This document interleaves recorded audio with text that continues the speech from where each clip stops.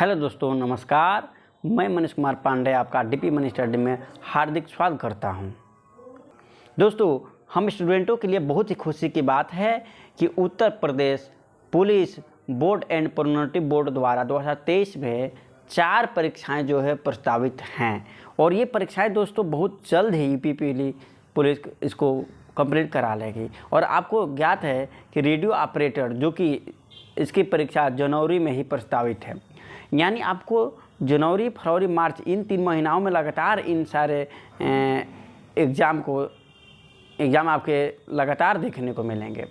और radio operator की दोस्तों जनवरी में तो प्रस्तावित ही कर दी गई है और एसआई, उसके बाद रेडियो ऑपरेटर के बाद दोस्तों आपको एग्ज़ाम देखने को मिलेंगे कांस्टेबल के, यानी इसके बाद डायरेक्ट आपको फरवरी में जो कि टेंटेटिव डेट बता ही दिया गया है। और उसके बाद दोस्तों आपको आपके एग्ज़ाम एसआई और एएसआई को देखने को मिलेंगे। उसके बाद आपको कंप्यूटर ऑपरेटर को देखने को मिलेंगे।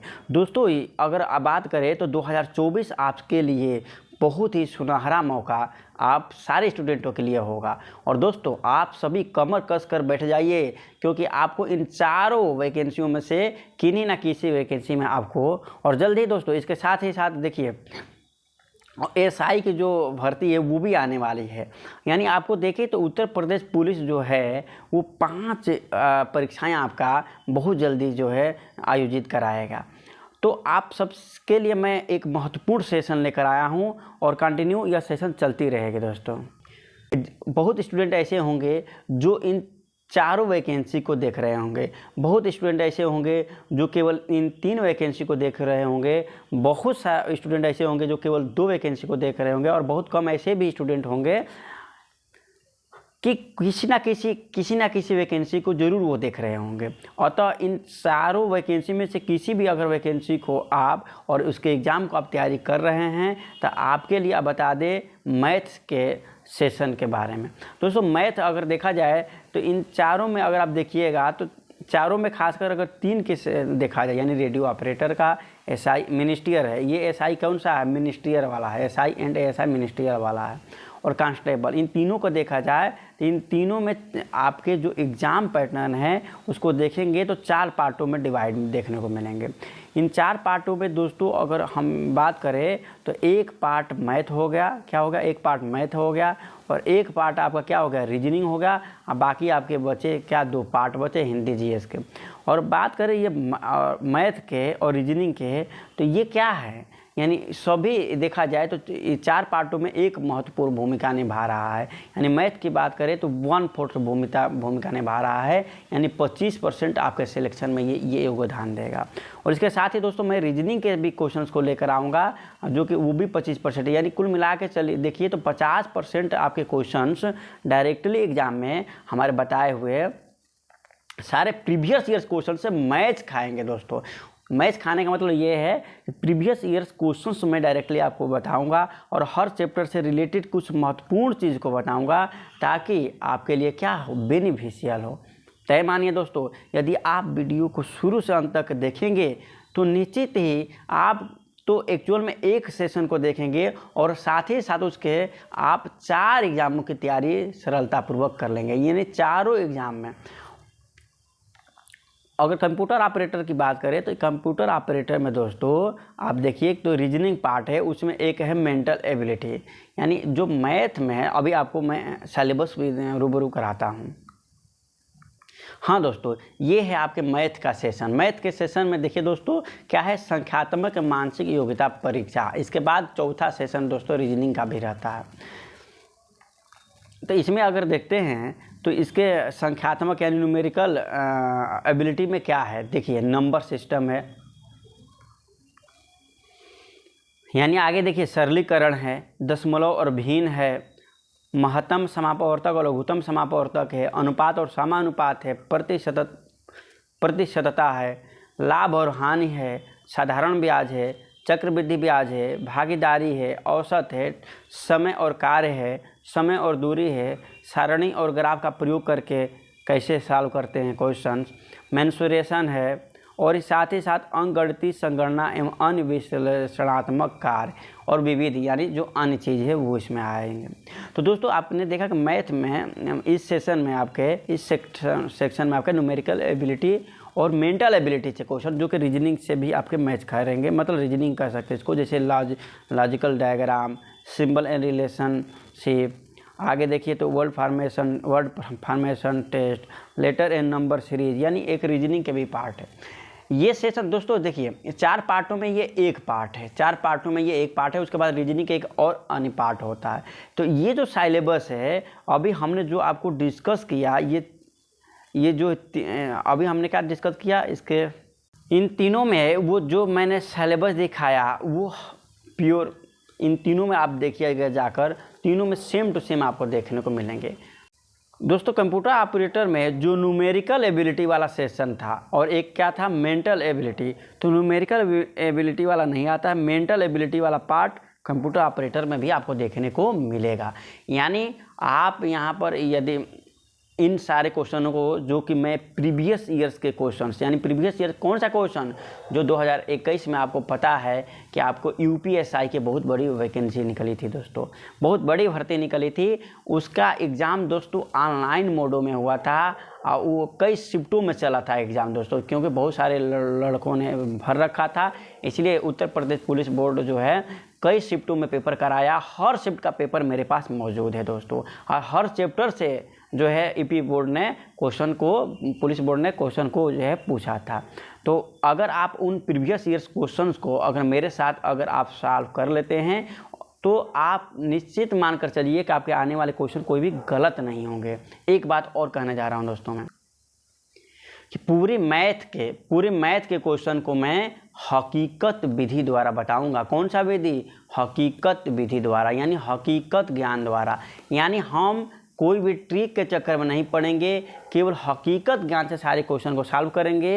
यानी क्वेश्चन को पढ़ते जाएंगे और उत्तर की तरफ बढ़ते जाएंगे। ज्यों ज्यों क्वेश्चन की तरफ पढ़ते जाएंगे वैसे वैसे मेरा उत्तर नज़दीक होता जाएगा। तो आइए दोस्तों मेरे साथ आप शुरुआत करिए एग्जाम में आने वाले सारे क्वेश्चन को डायरेक्टली सॉल्व करने के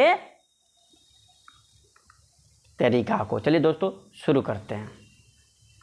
दोस्तों numerical and mental ability test, यानी ये आपके यूपीएसआई के जो पेपर हुए थे उन पेपरों को मैं सॉल्व आपके समक्ष करा रहा हूँ। दोस्तों जो क्वेश्चन सॉल्व करने हैं उसको आप पॉज करिए, पॉज करके आप क्या करिए, इन क्वेश्चन को अपने से सॉल्व करिए और फिर क्वेश्चन को देखिए कि आपका सही है या उत्तर गलत है। चलिए दोस्तों इसको सॉल्व कराते हैं। कह रहा है दोस्तों कि निम्न गुणोत्तर श्रेणी का योगफल ज्ञात करें। आप सबको पता है, पहला क्वेश्चन है दोस्तों find the sum of the GP, यानी निम्न गुणोत्तर श्रेणी का योगफल ज्ञात करिए। तो दोस्तों सर्वप्रथम जानेंगे कि गुणोत्तर श्रेणी होता क्या है। गुणोत्तर श्रेणी होता क्या है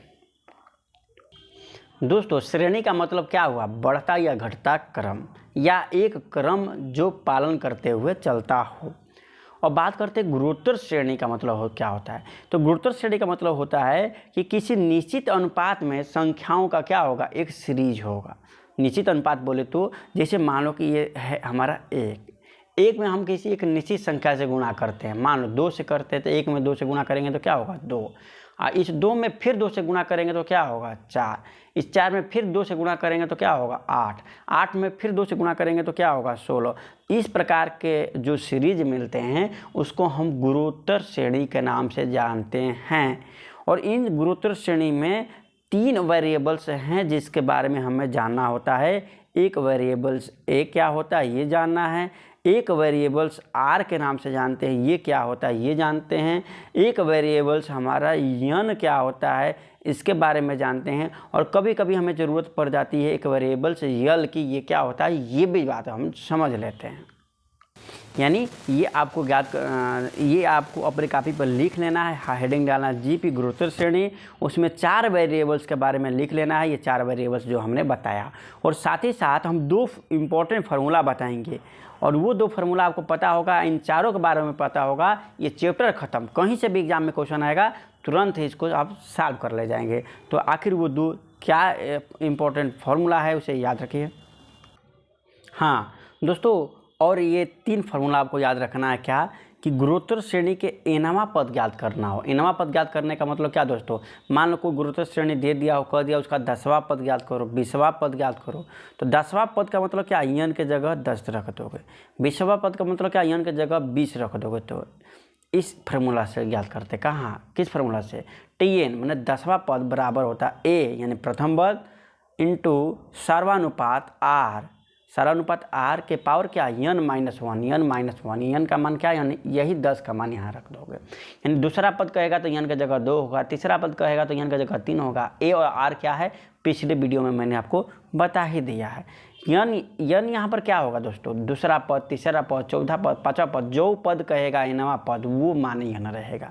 कुल पदों की संख्या ये यहाँ पर यह नहीं दिखा रहा, जो पद पूछेगा वो दिखा रहा है। फार्मूला में रखे उत्तर पाइए दोस्तों। उस कॉपी में इस तीनों फार्मूलाएँ को भी अवश्य लिखिएगा, और ये 3 फार्मूला और वो लिखते ही ये पूरे चैप्टर से कोई भी क्वेश्चन आएगा आप सॉल्व कर ले जाएंगे, विश्वास माने। कहेगा 2 पदों तक योग ज्ञात करिए, या उस श्रेणी के 5 पदों तक योग ज्ञात करिए, या कभी कभी कहेगा n पदों तक योग ज्ञात करिए, जैसे कि इसमें कहा है। तो इसके लिए 2 फार्मूलाएँ होते हैं दोस्तों, एक ये और एक ये। दोनों में से किसी भी फार्मूला में आप रखोगे, आँख मूंद कर उत्तर आ जाएगा। देखो ध्यान से, अगर इसमें तुम माइनस कॉमन करोगे, इसमें माइनस कॉमन कर लोगे या नीचे भी माइनस कॉमन कर लोगे, तो ये चिन्ह क्या हो जाएगा, दोनों का चेंज हो जाएगा, यानी 1 प्लस हो जाएगा, r के पावर n माइनस हो जाएगा, वही तो है, और माइनस माइनस कट जाएगा। दोस्तों दोनों एक ही है, लेकिन साधारणतया ये कब लगाते हैं, जब r का मान 1 से बड़ा हो। ये कब लगाएंगे, जब r का मान बड़ा हो 1 से। और ये कब लगाएंगे, साधारणतया जब r का मान छोटा हो किससे, 1 से। लेकिन मेरा मानो तो तुम कभी भी लगा सकते हो, लेकिन ये स्टैंडर्ड फार्मूला ये कहता है कि जब r बड़ा हो 1 से तो ये मान रखो, ताकि आपका निगेटिव नहीं आएगा और हल करने में आसानी रहेगा। आप कोई भी रख सकते हैं दोस्तों। तो इसका क्या फार्मूला होता है, इन पदों तक योगफल का, a ब्रैकेट में r के पावर n माइनस 1 बटा r माइनस 1। एक अन्य यही माइनस कॉमन करके कटाने के बाद क्या फार्मूला निकलता है, यानी जब r का मान 1 से छोटा होता है तो ये लिखते हैं 1 माइनस r के पावर n बटा 1 माइनस r। इसलिए लिखते हैं ताकि माइनस में जो है आने पर हल करना थोड़ा कठिन हो जाता है, इसलिए माइनस लेकर कॉमन करके काट दिए। ठीक है दोस्तों। और एक बात और याद रखना, कभी कभी गुरुत्तर श्रेणी के अनंत पदों का योगफल ज्ञात करने के लिए कह देता है। अनंत पद का योगफल ज्ञात करने के लिए कहेगा तो n का मान अनंत हो जाएगा, और इस हिसाब से अगर आप रखिएगा तो आपका क्या होगा, और ये हमेशा अनंत पदों तक योगफल तभी कहेगा जब r का मान जो होता है वो 1 से क्या होता है, बहुत बहुत छोटा, यानी r का मान जो होता है बहुत छोटा होता है जब 1 से, तब अनंत पदों का योगफल ज्ञात करने के लिए कहता है। और उस कंडीशन में हमारा इतना छोटा कहता है ना, तब उस कंडीशन में हमारा हल हो जाता है योगफल का a/1 माइनस r, यानी प्रथम पद अपान 1 माइनस r योगफल का। तो ये 3 फार्मूला दोस्तों आप याद रखिएगा, और निश्चित ही इस चैप्टर से कहीं से भी क्वेश्चन आएगा आप सॉल्व कर ले जाएंगे। अब देखिए आपके क्वेश्चन एग्जाम में क्या कह रहा है कि निम्न गुरुत्तर श्रेणियों का योगफल ज्ञात करिए। सर्वप्रथम दोस्तों ये जो श्रेणी दी गई है, पर पहला 2/5, दूसरा 2/25, तो इसमें 2/5 क्या हो गया दोस्तों, a हो गया। क्या हो गया दोस्तों, a हो गया। और हमें r ज्ञात करना है। इसके लिए दोस्तों क्या मैं इसको मिटा देता हूँ। चलो देखो दोस्तों, a का मान क्या दिया है दोस्तों, a का मान दिया है हमारा 2/5 लिख दिए। अब हम ज्ञात करते r का मान कैसे ज्ञात करते हैं दोस्तों, तो दूसरे पद में पहले पद से भाग कर दो, या तीसरे से इसके जस्ट पहले से भाग कर दो। आसानी के लिए हम दूसरा पद लेते हैं 2/25 से, इसमें भाग करते हैं इसके जस्ट पहले वाले से। जस्ट पहले क्या है, 2/25 के जस्ट पहले 2/5 है, भाग कर दिया। और भाग करने के लिए दोस्तों क्या हम करते हैं, 2/25 ऐसे लिखते हैं, भाग को हम बदलते हैं गुणा में। याद रखिएगा, भाग को गुणा में बदलते हैं और इसको क्या करते हैं, पलट देते हैं, यानी 2/5 हमारा आ जाएगा 5/2। इस 2 से दोस्तों यह 2 कटेगा, और क्या बचेगा, ऊपर 1 बचेगा। इस 5 से ये 25 कटेगा, 50, यानी ऊपर क्या बचेगा दोस्तों 1, और नीचे बचेगा 5। ये किसका मान है, r का। r की वैल्यू ये आ गई, a की वैल्यू 2/5 आ गई। और कितने पदों तक योग ज्ञात करना है, n पदों तक योग ज्ञात करना है। ठीक है दोस्तों। तो क्या हम ये कौन सी फार्मूला का हमें जो है ज़रूरत पड़ेगी, योगफल वाले फार्मूला की ज़रूरत पड़ेगी n पदों तक। तो n पदों तक योगफल के दो फार्मूला है, एक फार्मूला ये, एक फार्मूला ये। r 1 से छोटा है कि बड़ा है? 1 से बहुत छोटा है, तो हम बताएं r छोटा हो तो ये जनरल फार्मूला का प्रयोग तुम करना। ये भी करोगे तो गलत नहीं होगा। तो रखो a का मान क्या है दोस्तों? a का मान है हमारा 1/5, तो हमने रख दिया 1/5। अब देखो 1 माइनस आर, आर का मान क्या है दोस्तों? आर का मान हमारे समझ से है, माफ़ करना, आर का मान, ए का मान 2/5 था, तो 1/2/5 आर का मान। अब देखो यहाँ पर इसमें रख रहे हैं ए ब्रैकेट में 1 माइनस आर, आर का मान क्या है? 1/5, तो हमने लिख दिया 1/5। इसका पावर क्या है? यन, और यन पदों तक योगफल भी ज्ञात करना है, यन पदों तक योगफल भी ज्ञात करना है, तो ऊपर लिख दिया पावर यन, ये हम रख दिए ब्रैकेट अपान। अब आगे देखो, आगे क्या है? 1 माइनस आर है, यानी 1 माइनस आर, आर का मतलब क्या? 1/5। अब देखो क्या ये कहीं पर दिया है आपके? इसको एक लाइन दोस्तों सॉल्व करके दिया है, यानी इसको पहले सॉल्व कर लो। 1 माइनस 1/5 को सॉल्व कर लो। देखो यहाँ पर हम सॉल्व कर रहे हैं 1 माइनस 1/5। 5 में 1 से दोस्तों गुणा करो तो 5 एकने 5 माइनस 1/5। 5 में से 1 गया, क्या होगा दोस्तों? 5 में से 1 जाएगा तो हमारा होगा 4/5। नीचे क्या आएगा हमारा? 4/5। अब क्या करते हैं हम? ऊपर वाले को हम ऐसे मिटा देते हैं। क्या करते हैं? ये ऊपर वाले को हम ऐसे मिटा देते हैं और कलर को करते हैं चेंज। अब हल देखो आगे क्या करते हैं। n पदों तक योग कहा तो Sn बराबर 2/5 को 2/5 ही रहने देते हैं, और इसको ज्यों का त्यों हम रहने देते हैं, क्योंकि आपके उत्तर में भी इस पद को नहीं हटाया है। अपान, इसका मान क्या आया है दोस्तों? इसके जगह पर 4/5 आया है। 4/5 को क्या हम पलट सकते हैं? हाँ पलट सकते हैं। तो 2/5 ऐसे ही रहने दो, ब्रैकेट में 1 माइनस 1/5। इसका पावर क्या है? यन है, तो इसे, इस टोटल का पावर यन है, याद रखना। अब देखो 4/5 एक्चुअल में इससे क्या है? भगा है। ये बटा हमारा भगा का ही निशानी है। ये पलट जाए, गुणा हुआ तो क्या होता है? पलट जाता है, यानी ये क्या हो जाता है? 5/4। 5 से 5 कैंसिल, ये 2 से 2 दूना का 4, 2 बार में हमारा कट जाएगा। यानी क्या आया? ऊपर क्या आया? 1 आया, यानी हम लिख सकते हैं इसको अच्छे से 1/2। देखो ऊपर 1 आया, 1/2। अब ब्रैकेट में से लिख सकते हैं 1 माइनस ब्रैकेट में 1/5 का पावर यन। हम ब्रैकेट इसलिए लगाए ताकि पता लगे कि दोनों का है। देखो कहाँ पर मिल रहा है तुम्हारे, इस जो है ऑप्शन में मिल रहा है। 2 उत्तर दिया दोस्तों, एक उत्तर ये दिया है, एक उत्तर ये, 2 बार लिखता है हिंदी इंग्लिश के लिए। तो इस प्रकार से आपका ये क्वेश्चन क्या हो जाएगा? हल हो जाएगा। चलो नेक्स्ट क्वेश्चन, अगला दूसरा नंबर क्वेश्चन दोस्तों कार्य और समय से है, इसलिए मैं कार्य और समय का कुछ बेसिक कॉन्सेप्ट बता देता हूँ, जिससे आप छोटी कॉपी में लिखेंगे। जिन लोगों को आता होगा कार्य समय, वो इस बात को जो मैं बता रहा हूँ इसको स्केप करके आगे बढ़ के आप सारे क्वेश्चन को जब सॉल्व करा रहा हूँ वो देखिए, या क्वेश्चन को सॉल्व कर ले रहे हैं तो आप नेक्स्ट क्वेश्चन को देखिए। लेकिन जिन्हें नहीं आता है, जिन्हें हकीकत ज्ञान से समझना है या कुछ टॉपिक देखना है, उन्हें ये बात समझना चाहिए दोस्तों। चलिए शुरू करते हैं। देखिए दोस्तों, इस कॉन्सेप्ट को मान लीजिए कि एक किसी काम को T1 दिन में कर लेता है, एक किसी काम को कितने दिन में कर लेता है? T1 दिन में कर सकता है। अब B उसी काम को T2 दिन में करता है, कितने दिन में? T2 दिन में करता है। और C उसी काम को T3 दिन में करता है, कितने दिन में? T3 दिन में करता है। तो उनकी जो है एक साथ हम काम निकाल लेते हैं, उस काम को ज्ञात कर लेते हैं कि वो काम है कितना। तो इस काम को ज्ञात करने के लिए सर्वप्रथम क्या करते हैं? इन तीनों का हम एलसीएम निकालते हैं, और जो हमारा एलसीएम मिलता है दोस्तों, क्या मिलता है? एलसीएम वो किसको दर्शाता है? वो एलसीएम हमारा काम को दिखाता है, कुल काम को। किसको दिखाता है? काम को, टोटल काम को दिखाता है। कौन से काम को? कुल काम को दिखाता है, टोटल काम को दिखाता है, याद रखिएगा। अब हम बात करते हैं इफ़िशियंसी की। एक्चुअल में ये कुल काम को दिखाता है, जिसको हम W से रिप्रेजेंट करते हैं। ए जो कि T1 समय में इस काम को करता है, W काम को करता है। B जो है T2 समय इस W काम को करता है। C जो है T3 समय में इस W काम को करता है। इसकी इफ़िशियंसी ज्ञात करते हैं, तो इफ़िशियंसी इसकी कैसे निकलती है दोस्तों? इसकी E1 हो जाएगी। E1 बराबर क्या होगा? वर्क अपान क्या? टाइम, वर्क अपान टाइम। इफ़िशियंसी बराबर याद रखिएगा, इफ़िशियंसी बोले तो क्षमता, क्षमता बराबर होता है काम, कर्म नहीं दोस्तों, काम बटा समय। क्षमता बराबर क्या होता है? काम बटा समय, यानी क्षमता बराबर हमारा होता है काम बटा समय। और इसका लिखने का मतलब क्या हुआ मैं अभी बताऊंगा। अगर हम बी की क्षमता ज्ञात करें यानी E2 ज्ञात करें तो क्या होगा, वर्क W/T2। और हम इसकी क्षमता ज्ञात करें तो E3 बराबर होगा हमारा W/T3। ये अपने कॉपी में नोट करिएगा।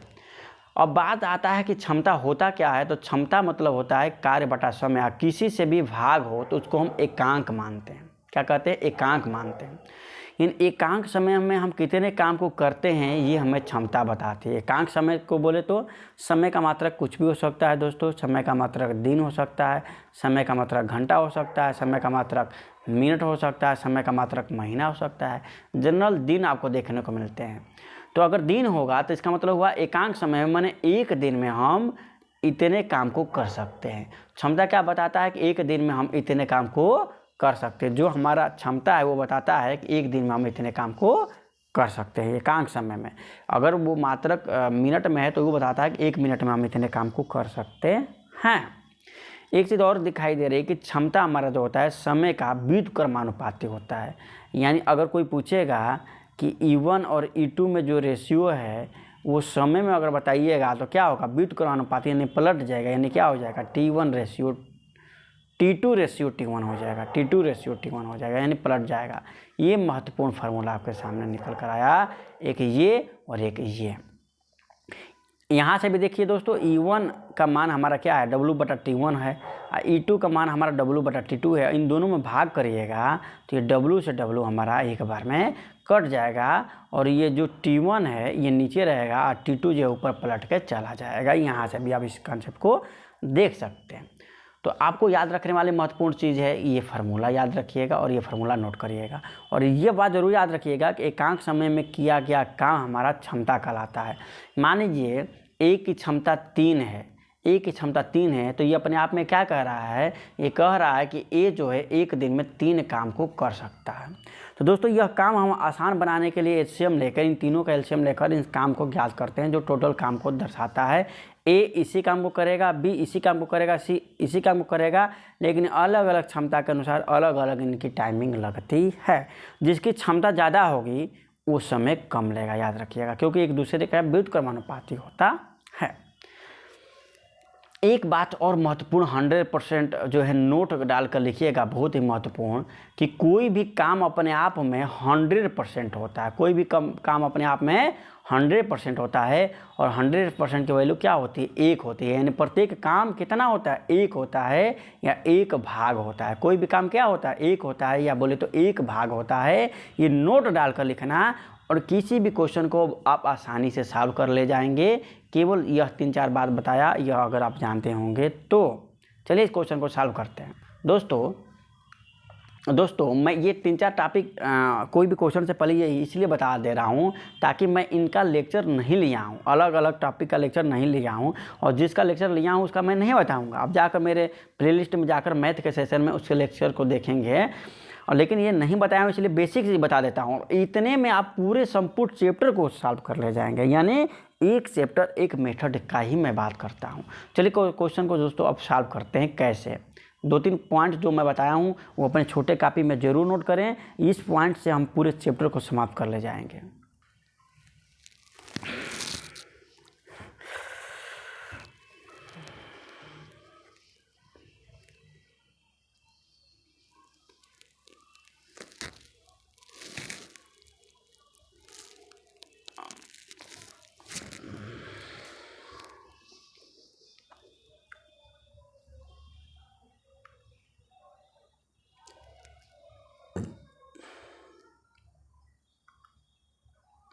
बारह और 2 14 नहीं कट रहा है, 141 हो जा रहा है, तो इसे यहीं छोड़ देंगे। तो यह हमारा यक्ष जो है कितने काम को 47 दिन में कर दिया, 47/131 काम को कर दिया। और हमारा टोटल, अब हम जानते हैं शेष काम कितना बचा, ये हमें जानना है शेष काम कितना बचा है। तो शेष काम हमारा कितना बचा है दोस्तों, हम एक में से जब हटाएंगे तभी न पता चलेगा शेष काम कितना हुआ है। शेष काम कितना हुआ है तो घटाओ, तो तुम्हारा 131, यहाँ पर 131 क्या होगा, माइनस हो जाएगा। जो माइनस होगा वही हमारा शेष काम होगा। तो माइनस करो तो 11 में से 7 गया क्या होगा 4, यहाँ पर बचा 12, 12 में से 4 गया क्या होगा दोस्तों, 12 में से 4 गया 8। 84/131 शेष काम बचा। तो इस शेष काम को y कितने दिन में करता है? 84 दिन में करता है। यही शेष काम है। इस शेष काम को तो देखो, इस शेष काम को तो शेष काम को यानी शेष काम कितना है हमारा? 84/131। तो 84/131 काम को कितने दिन में करता है y हमारा? 84 दिन में करता है काम को। तो एक काम को कितने दिन में करेगा? एक काम को कितने दिन में करेगा? दोस्तों एक चीज़ ज्ञात करने के लिए याद रखना, हमेशा एक चीज़ ज्ञात करने के लिए हमेशा भाग करते हैं। एक चीज़ ज्ञात करने के लिए हमेशा भाग करते हैं। तो इस 84 में हम 84/131 से क्या करेंगे? भाग करेंगे। और भाग हमारा क्या होगा दोस्तों? ये y के लिए ज्ञात कर रहा है कि y एक काम को कितने दिन में कर सकता है, ये ज्ञात कर रहे हैं।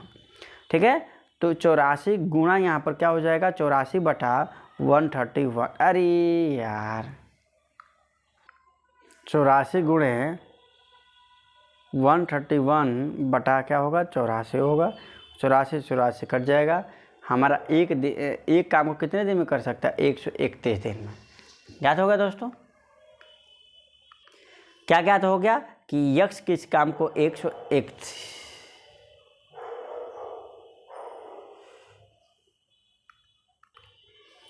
कि यक्ष काम को 131 दिन में कर सकता है और y भी उस काम को 131 दिन में कर सकता है।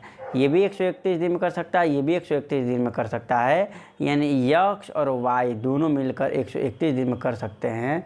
यक्ष y दोनों मिलकर 131 दिन में कर सकते हैं। यक्ष भी 131 दिन में कर सकता है और y भी 131 दिन में कर सकता है।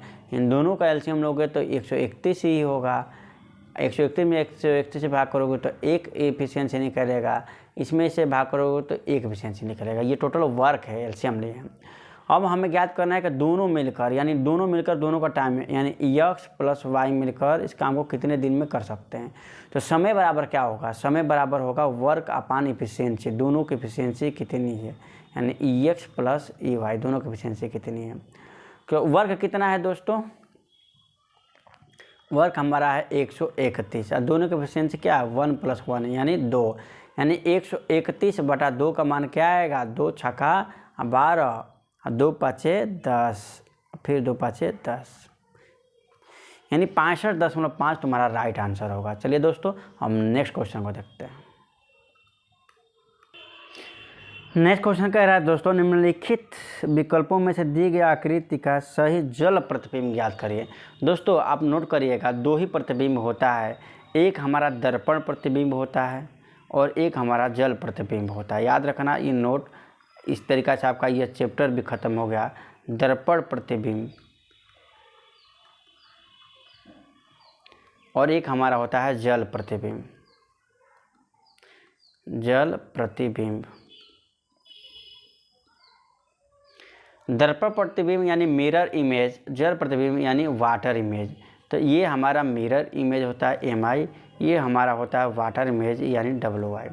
इसमें नोट ये याद करना है कि दर्पण प्रतिबिंब में हमेशा हमारा दर्पण यहाँ हमारी वस्तु होती है, यहाँ पर क्या होती है? वस्तु होती है। और यहाँ हमारा दर्पण होता है। क्या होता है? ये हमारा दर्पण होता है। यहाँ पर उसकी क्या वस्तु की प्रतिबिंब बनती है। कहाँ? वस्तु की प्रतिबिंब इसके राइट या लेफ्ट में बनती है। प्रतिबिंब हमारी बनती है, प्रतिबिंब यहाँ बनती है। यानी दर्पण के केस में वस्तु इस साइड होता है, हमारे प्रतिबिंब इधर बनती है। तो हमारा क्या होगा? देखो कोई भी अक्षर मान लो ABC है और यहाँ पर हमारा दर्पण है और इधर प्रतिबिंब बनती है। तो इस कंडीशन में क्या होता है? तो ये वाला देखो, ये वाला जो है इस हिसाब से यहाँ से लेकर यहाँ तक याद रखो। यहाँ से ऐसे उलट के, यहाँ से ऐसे तुम क्या करोगे? उलट के यहाँ पर क्या करोगे? उलट के इधर, ऐसे उलट के इधर पलट दोगे। यानी इस प्रकार से हमारा प्रतिबिंब बन जाएगा। यानी ये जो हमारा फिगर जो तीर दिख रहा है इधर से हमारा इधर हो जाएगा। यानी लेफ्ट हमारा राइट में बदल जाएगा और राइट हमारा लेफ्ट में बदल जाएगा। यानी लेफ्ट में चेंजिंग होगा, राइट में चेंजिंग होगा। लेफ्ट राइट में, राइट लेफ्ट में, लेकिन ऊपर नीचे चेंजिंग नहीं होता है। ये याद रखना, ऊपर नीचे इसमें चेंजिंग नहीं होता है। ऊपर नीचे इसमें चेंजिंग क्या होता है, नहीं होता है। ऊपर नीचे चेंजिंग नहीं होता है, लेकिन लेफ्ट और राइट चेंजिंग होता है। जल प्रतिबिंब की बात करें दोस्तों, वाटर इमेज की बात करें तो हमारा ये होता है कि हमारा अक्षर जो होता है ऊपर की तरफ लिखे जाती है ABC, और हमारा इमेज किसे बनता है, नीचे बनता है, इसलिए क्या होगा, पलट जाएगा। पलट जाने का मतलब क्या कि दाएं से बाएं में कोई चेंजिंग नहीं होगा, यानी लेफ्ट और राइट में कोई चेंजिंग नहीं होगा, नो चेंज। लेफ्ट और राइट में कोई चेंज नहीं होगा। हाँ, ऊपर वाला हमारा जो होगा, ऊपर वाला नीचे हो जाएगा और नीचे वाला हमारा ऊपर हो जाएगा, यानी इन दोनों में चेंजिंग होगा। तो क्या बन जाएगा, देखो ये इस पर लेफ्ट और राइट में यानी जो जहाँ है वैसे ही रहेगा, लेकिन इस प्रकार से इसमें ऊपर से नीचे में चेंजिंग हो जाएगा। ये भी जब पलटेगा तो बी हमारा बी की तरह ही दिखेगा, लेकिन इस तरीक़ा से पलट के दिखेगा। और सी भी पलटेगा हमारा, तो सी हमारा दाएं से बाएं तो चेंजिंग हो ही नहीं रहा है, तो सी भी हमारा इसी प्रकार से जो है दिखेगा। बात समझ में आई कि नहीं? तो अगर इस प्रकार से, अगर यहाँ पर तुम देखते तो इस तरीक़ा से तुम्हें सी दिखाई देता है, जैसे दाएं से बाएं पलटते हुए, और इस हिसाब से तुम्हें बी दिखाई देता, और ए हमारा दाएं से बाएं तुम पलटते तो ये हमारा ऐसे दिखाई देता, क्योंकि ऊपर नीचे नहीं पलट रहे हैं। बात समझ में आई कि नहीं दोस्तों? अगर बात समझ में आई होगी तो इस क्वेश्चन को इसी प्रकार से तुम सॉल्व कर लेना और उत्तर तुम्हें आसानी से मिल जाएगा। तो बताओ, ये कह रहा है वाटर इमेज पूछ रहा है। वाटर इमेज का मतलब दाएं से बाएं चेंजिंग नहीं होगा, ये वाला ऊपर वाला नीचे हो जाएगा, नीचे वाला ऊपर हो जाएगा। तो पहले देखो 8 में कोई चेंजिंग नहीं होगा, तो देखो 8 में कोई चेंजिंग होगा, इसमें 8 में कोई चेंजिंग नहीं है। लेकिन इसमें देखो, इसमें 8 दाएं से बाएं परिवर्तन कर दिया तो ये ऐसे ही नहीं होगा। इसमें से भी 8 हमारा गायब है, दूसरे नंबर पर दाएं से बाएं। देखो जल प्रतिबिंब है तो दाएं से बाएं में चेंजिंग नहीं होगा ना, ऊपर से नीचे में होगा। यहाँ दूसरे नंबर पर 8 है, इसमें नहीं है, इसमें है। तो देखो अब ऊपर से नीचे ही चेंजिंग होना चाहिए, दाएं से बाएं नहीं। आर ऊपर से नीचे चेंजिंग है, हाँ ये भी आर ऊपर से नीचे चेंजिंग है। 8 ज्यों का त्यों रहेगा, 8 ज्यों का त्यों। टी हमारा ऊपर से नीचे आ जाएगा, नहीं लाइन नीचे की तरफ आ जाएगा। देखो लाइन नीचे की तरफ है इसमें, हाँ नीचे की तरफ है। लेकिन ये देखो, ये 9 पहले, ये पता नहीं ये पहले आ गया ये बाद में आ गया, तो ये ऐसे ही कैंसिल हो गया। यानी अब आंख मूंद के तुम ये चौथा उत्तर मार दो, उत्तर आ जाएगा। हमारी इस बात को तुम अपने कॉपी में ज़रूर लिखना है, लेकिन रीजनिंग के सेशन में लिखना।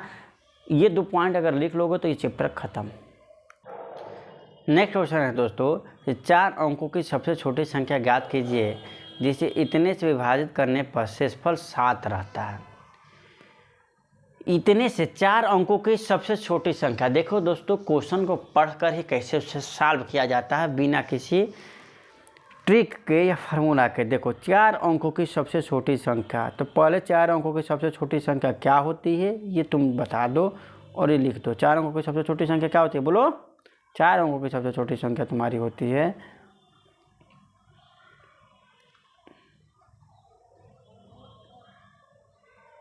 ये तुम्हारा 4 अंकों की सबसे छोटी संख्या होती है।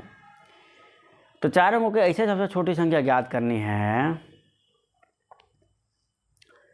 जिसे इतने से भाग करने पर शेषफल 7 रहता है। इन सबसे भाग करने पर शेषफल 7 रहता है। तो इन सबसे बारी बारी से भाग करने से बढ़िया है दोस्तों कि इनका एलसीएम निकाल लिया जाए और उससे भाग किया जाए। तो इसी पर एक हमेशा नोट याद करना अपने छोटी कापियों में। क्या याद करना? नोट याद करना कि जैसे तुम्हारा 8 है, 10 है, 12 है, 15 है, 20 है, तो इसका एलसीएम क्या होगा बोलो? तो इसका एलसीएम ज्ञात करने के सबसे तुम बड़ा ज्ञात कर लो। बड़ा क्या है? 20 है। अब 20 का ऊपर गुणनखंड कर लो 4 गुणे 5। ठीक है, कैसे एलसीएम सरल तरीका से ज्ञात करते हैं ये तुम्हें बता रहे हैं। सबसे बड़ा ले लो 20 और ऊपर इसका गुणनखंड लिख लो 4 गुणे 5। अब देखो 15 में 3 और 5 है, इधर 3 और 5 यानी 5 पहले से है। क्या इसमें नहीं है? 3 नहीं है, तो यहाँ तुम 3 लिख दो। और आगे देखो 12 क्या होता है? 4 गुणे 3, 4 है और 3 भी है, इसलिए 12 का भी काम तुम्हारा क्या हो गया? तमाम हो गया। 10 में क्या होता है? 2 गुणे 5। देखो 10 में यहाँ पर 10 मैंने एक 0 10 ही आया, 2 भी है यहाँ पर, तो 10 का भी कोई ज़रूरत नहीं है। 8 में देखो तो 2 चौका 8 यानी 4 भी रहेगा और एक और 2 भी रहेगा। यहाँ पे देखो 4 है लेकिन एक और 2 भी रहेगा, यानी इसमें एक और 2 दे दो, तुम्हारा मैंने 8 भी इसमें शामिल हो गया। ये हमारा शॉर्टकट तरीका है एलसीएम निकालने का। यानी 20 60 दूना 120 तुम्हारा हो गया एलसीएम। यानी ये तीनों संख्याएं बदल गई किस में, तुम्हारा 120 में। यानी किसी भी संख्या का एलसीएम क्या होता है, तो किसी भी संख्या का एलसीएम वह छोटा से छोटा संख्या होता है जो इन सभी से कट जाए। यह नोट रख लिखो, ये तुम छोटे कापी में इस नोट को जरूर लिखना कि एलसीएम किसी दी हुई संख्या का वह छोटा से छोटा संख्या होता है जो इन सभी से पूर्णतया विभाजित हो जाता है। यानी इससे छोटा कोई संख्या नहीं बनी है जो इन सभी से कट जाए। कोई भी ऐसी संख्या नहीं है। हो सकता है कि इसे 4 से कट जाए, 5 माने 20 से न कटे। यानी 120 वह छोटा संख्या है जो इन सभी से कट जाए। यानी इसके बाद जो संख्या आएगी 120 के बाद, जैसे 240 हुआ, 360 हुआ, ये सभी इन सभी से कट जाएगी, लेकिन सबसे छोटी संख्या क्या है, 120 ही है। अब देखो एलसीएम का मतलब यह एक हुआ जो मैंने बताया। और दूसरी एक बात और होती है कि एलसीएम निकालने के बाद हम एलसीएम का किसी संख्या से जो बिहेवियर रहेगा वही इनके साथ भी बिहेवियर फॉलो होगा। जैसे मान लो 240 क्या 120 से कट जाएगा, हाँ 2 बार में कट जाएगा। तो 240 एक संख्या है जो 120 है, यानी इसके एलसीएम से कट जाएगा। तो इसका मतलब यह हुआ कि यह दी हुई संख्याओं से भी हमारा क्या होगा, 240 कट जाएगा। तो हम एलसीएम निकालते हैं तो हमें यह ज्ञात हो जाता है कि एलसीएम जो भी गुण प्रदर्शित करेगा किसी के साथ, ये लोग भी सेम टू सेम प्रदर्शित करेंगे। अगर 120 से किसी संख्या में भाग करते हैं, भाग करने के बाद मान लो कि 3 शेषफल आता है, तो इसका मतलब ये हुआ कि इन संख्याओं से भी तुम भाग करोगे तो शेषफल 3 होगा। यानी तुम्हें क्या समझ में आया, तुम्हें बारी बारी भाग करने से बढ़िया है कि हम सर्वप्रथम इसका एलसीएम ज्ञात कर लें, क्योंकि एलसीएम जो निकलता है और वह जो गुण देता है वही सेम टू सेम ये लोग फॉलो करते हैं। ठीक है, यह इसकी प्रॉपर्टीज है। तो कह रहा है कि 4 अंकों की सबसे छोटी संख्या याद करिए, तो 4 अंकों की मैंने सबसे छोटी संख्या याद कर लिया।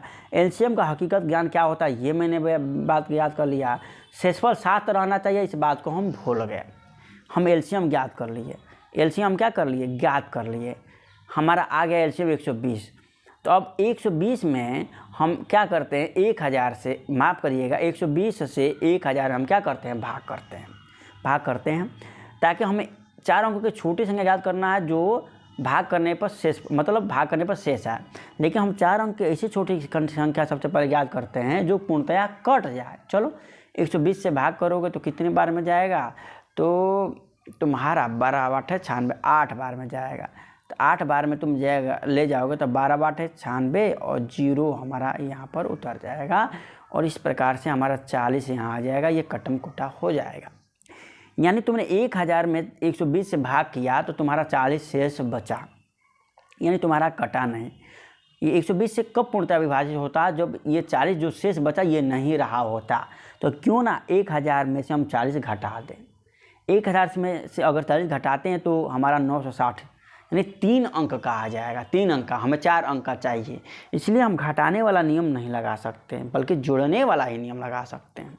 तो उल्टा सोचो, यानी ये 40 शेष आया, और क्या आया होता तो ये 120 से कट जाता। तो 120 में से 40 घटाओ, क्या आएगा, 80।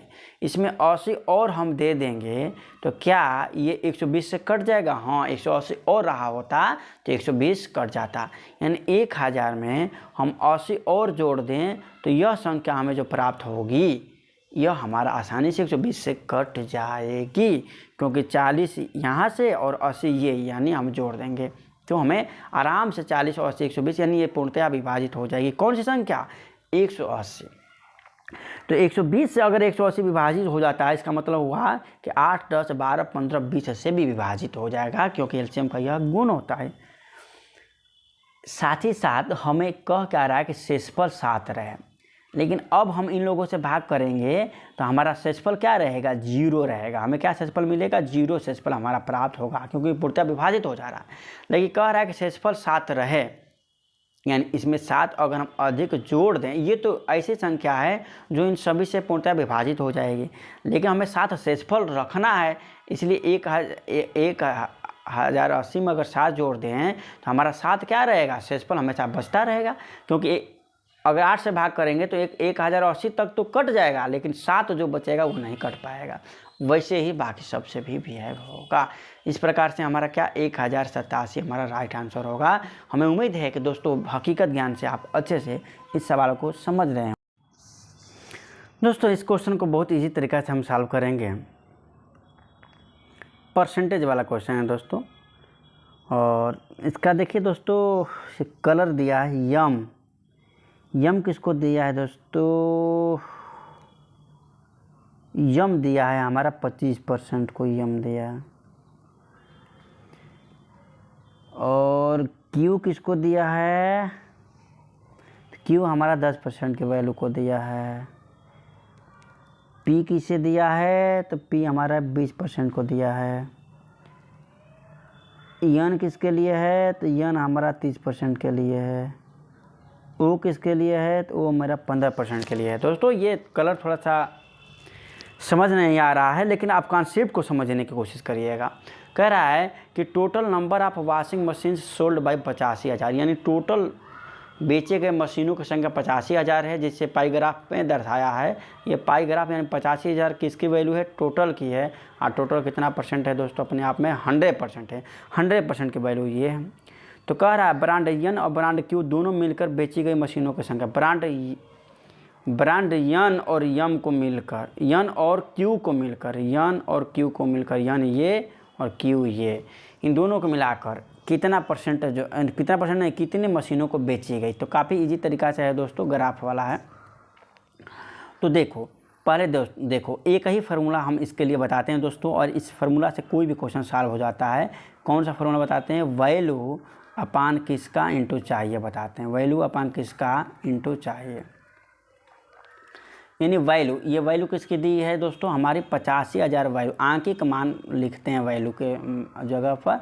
अपान किसका है? 100% का मान है। किसका? 100% का मान है। इंटू चाहिए क्या हमें चाहिए कि यन और क्यू दोनों मिलकर, तो इनका परसेंटेज में कितना है रेशियो दोस्तों? तो देखो यन और क्यू को मिलकर, यन हमारा 30 है और क्यू हमारा 10 है। 30 और 10 कितना होता है? 30 और 10 हमारे हिसाब से 40, यानी 40% की वैल्यू चाहिए। यानी एक लाइन में आपका उत्तर हो गया। वैल्यू 85,000 किसका है? तो टोटल हमारा कुल 100% का है। हमें चाहिए क्या? तो यन और क्यू का भागीदारी कितनी है? 40% है। याद कर लो। इसके लिए कलर जो है थोड़ा सा चेंज करते हैं। अब देखो इस 00 से हमारा ये 00 कैंसिल, परसेंटेज से हमारा परसेंटेज कैंसिल, यानी 850 में हम 40 से गुणा करेंगे, जो आएगा वो हमारा उत्तर होगा। 00 है, 00 लिख लो। 5 में 8 से गुणा कर 4 5 20 का 0, हाथ में लगा 2 4 8 32, 2 34,000 रुपये हमारा राइट आंसर होगा दोस्तों। ठीक है दोस्तों, इस प्रकार से हम इस क्वेश्चन को सॉल्व करेंगे। 6 नंबर भी वही है दोस्तों। ब्रांड यम और पी के द्वारा बेची गई वॉशिंग मशीनों की संख्या नहीं, ब्रांड यम और पी की बेची गई वॉशिंग मशीनों की संख्या के बीच अंतर कितनी है। तो पहले यम और पी के देख मान कितना है यम और पी का, उसके बाद देखा जाएगा। यम पी का मान देख लो। यम का मान दोस्तों हमारा है 25 और पी का मान हमारा है 20, यानी 25 और 20 है हमारा यम और पी का मान। ठीक है, यम और पी का मान हमारा कितना है? 25 और 20% है। यानी यम का मान हमारा है 25% और पी का मान हमारा है 20%। हम एक ही फार्मूला बताते हैं। वो फार्मूला क्या बताते हैं? वैल्यू परसेंटेज वाला कोई भी क्वेश्चन हो, वैल्यू अपान किसका इंटू चाहिए वाला बताते हैं। ये मान रखिए, वैल्यू क्या था हमारा? 85,000 था। यह वैल्यू किसका था? 100% का था। हमें चाहिए क्या? तो देखो क्या चाहिए, ब्रांड यम और पी की बेची गई वॉशिंग मशीनों के बीच का अंतर, यानी यम और पी के बीच में अंतर कितना है? 25 और 20 का अंतर कितना है? बोलो 5%। यहाँ 5 लिख दो। 00 से 00 कैंसिल हो गया। 50, 0 का 0 उतारो, 50 25, हाथ में लगा 2 और 5 8 है 40, 2 42, यानी 42 50 तुम्हारा उत्तर होगा। क्या देखें, काफ़ी इजी तरीका है दोस्तों। याद रखना, हम पूरे क्वेश्चन को बहुत इजी से बताएंगे, लेकिन अभी हमें कॉन्सेप्ट बताना पड़ रहा है, क्योंकि ये पहली वीडियो जो है, तो पहली वीडियो जो आपको लंबी दिखेगी, लेकिन आने वाले वीडियो केवल डायरेक्ट हम अगर सॉल्यूशन बताने लगेंगे, क्योंकि कॉन्सेप्ट तो ऑलरेडी हम इसमें डिस्कस लगभग सभी चैप्टर का कर ही लेंगे, तो आने वाले आपके लिए काफ़ी ही शॉर्ट फॉर्म में जल्दी देखने को मिलेगा और समझ में भी आएगा। नेक्स्ट क्वेश्चन है दोस्तों, 700 तक कितनी संख्याएं हैं जो 3 और 5 दोनों से विभाज्य हैं? 3 और 5 दोनों से विभाज्य मतलब 3 से भी विभाज्य हो, 5 से भी विभाज्य हो, यानी कुल मिलाकर वो संख्या किससे विभाज्य होनी चाहिए? 15 से होनी चाहिए। 700 तक यानी 1 से लेकर 700 तक ऐसी कितनी संख्याएं हैं जो 15 से विभाजित हो, तभी तो 3 और 5 से विभाजित होगी। यानी सबसे पहले तो 15 ही आएगा। 15 के बाद क्या आएगा? 15 के बाद आएगा 30। 30 के बाद क्या आएगा? 30 के बाद हमारा आएगा 45। 45 के बाद क्या आएगा? 45 के बाद आएगा हमारा 60। यहीं तक देख लो। अगर पूछता कि 1 से लेकर 7 तक कितनी संख्याएं हैं हमारे 3 और 5 से विभाजित होगी, यानी 15 से विभाजित होगी, यही ना पूछता तो क्या करते? कितनी संख्याएं तुम बताते? 1 2 3 4। डायरेक्ट तुम देखो कैसे आ जाएगा। डायरेक्ट देखो, इस 60 में इस 15 से क्या तुम भाग कर दे रहे हो तो क्या पता चल जा रहा है कि कितनी बार? एक्चुअली में पहाड़ा ही तो हो रहा है, तो 15 का पहाड़ा कितनी बार आएगा 60 तक? 15 एक ने 15, 15 दूना का 30, 15 तिया 45, 15 चौका 4, 4 बार आएगा। एक्चुअल में क्या एक फार्म अपना गैपिंग पहाड़ा का ही तो एक जो है पैटर्न फॉलो कर रहा है, तो 60 तक हमारा पहाड़ा कितनी बार जाएगा? 4 बार जाएगा। लेकिन हमें 60 तक नहीं देखना, हमें 700 तक देखना है। तो क्यों ना डायरेक्ट हम 700 में 15 से भाग कर दे और देखें कितनी बार जा रहा है। जितनी बार जाएगा उतना 15 का पहाड़ा उतना आएगा। चलो तो देखें, 15 5 75 नहीं जाएगा, 15 चौका 60 चला जाएगा। 10 हमारा क्या आएगा? शेष आएगा 0। हम फिर बढ़ा दिए। अब देखो 15 5 75 से 5 बार नहीं जाएगा। 15 छाका 90, 15 5 नहीं, 15 7 75, 15 छाका 90, 15 7 75 तब नहीं जाएगा। 15 छाका 90 हाँ चला जाएगा। तो शेष 10 बचेगा। हमें शेष से क्या मतलब है? इससे ज़्यादा बार नहीं ना जाएगा, नहीं 40 बार जाएगा। कितनी बार? यानी 40 बार 15 का हमारा पहाड़ा आएगा। यानी 40 ऐसी संख्याएँ होंगी जिस स्थान पर जो हमारा 3 और 5 दोनों से क्या रहेगा? विभाज्य होगा। काफ़ी इजी कॉन्सेप्ट है दोस्तों। नेक्स्ट क्वेश्चन देखते हैं। 10 नंबर क्वेश्चन है दोस्तों कि किसी देश के नाम के अक्षर N, E, R, C, F और A हैं। यदि अक्षरों को सही तरीक़ा से पुनर्व्यवस्थित किया जाता है तो गठित शब्द का 5वां अक्षर क्या है? तो सर्वप्रथम देखना पड़ेगा कि किसी देश का नाम, इससे कौन सा देश बनेगा। तो मेरे हिसाब से दोस्तों फ्रांस बनेगा। FRANCE होता है फ्रांस का। देखो F भी हो गया, R भी हो गया, A भी हो गया, N भी होगा, C भी होगा, E भी हो गया। तो कह रहा है कि पुनर्व्यवस्थित किया जाता है तो गठित शब्द का 5वां अक्षर क्या होगा? तो गठित शब्द का 5वां अक्षर देखो क्या होगा। तो कहाँ से देखेंगे दोस्तों? हमारे हिसाब से यदि अक्षरों को सही तरीके से पुनर्व्यवस्थित किया जाए तो गठित शब्दों का 5वां अक्षर, हमारे हिसाब से गठित शब्द कह रहा तो यहीं से गठित किए हैं। तो पहला अक्षर, दूसरा अक्षर, तीसरा अक्षर, चौथा अक्षर, 5वां अक्षर C होगा। क्या होगा दोस्तों? C तुम्हारा राइट आंसर होगा दोस्तों। हाँ, मैथ के सेशन में हमने तुमको दो बताया, एबिलिटी में बताया था कि न्यूमेरिकल एबिलिटी और साथ ही साथ मेंटल एबिलिटी भी बताया। मेंटल एबिलिटी रीजनिंग का एक पार्ट हो जाता है दोस्तों। इन दोनों को पार्ट करके हमारा 25% क्वेश्चन आएगा, यानी 40 क्वेश्चन आते हैं। कितने क्वेश्चन? 40 क्वेश्चन या जितने भी क्वेश्चन हो, मैंने 1/4 क्वेश्चन इससे आएगा। फिर रीजनिंग वाले सेशन से 1/4 आएगा, मैंने आधा क्वेश्चन यहाँ से होगा। तो यहाँ हम आज जो बताए हैं वो 25% वाले बताए हैं। तो दोस्तों इस प्रकार से हम आज जो है केवल इतने ही क्वेश्चन को बताया, यानी 10 क्वेश्चन आपके बारे में डिस्कस किया। लेकिन यह 10 क्वेश्चन नहीं थे दोस्तों, रिलेटेड चैप्टर के पूरे चैप्टर के कॉन्सेप्ट को मैंने बताया, ताकि आने वाला क्वेश्चन जो उस चैप्टर से रिलेटेड होगा, कोई दूसरा भी होगा, तो उसे आप आसानी से कर ले जाएंगे दोस्तों। ऐसा नहीं है कि आपके हर रोज़ हर इतने समय में 10 क्वेश्चन कराए जाएंगे दोस्तों। शुरुआती में आपके पूरी कॉन्सेप्ट बताने के लिए उस चैप्टर से रिलेटेड पूरी कॉन्सेप्ट को बताता हूँ, इसलिए ये समय लगता है। और आने वाले 1-2 वीडियो के बाद आपके विदिन 40 मिनट में आपके 40 से अधिक क्वेश्चन होने शुरू हो जाएंगे और आप भी उसी हिसाब से आपके अंदर भी वृद्धि होती रहेगी स्पीड में। तो दोस्तों चलिए ऐसे ही बने रहिए हमारे वीडियो में, आगे आने वाली वीडियो को आप देखते रहिएगा। तब तक के लिए दोस्तों नमस्कार, धन्यवाद। और यह बैच सिलेक्शन बैच वाला है दोस्तों, सिलेक्शन आपको अवश्य दिलाएगा।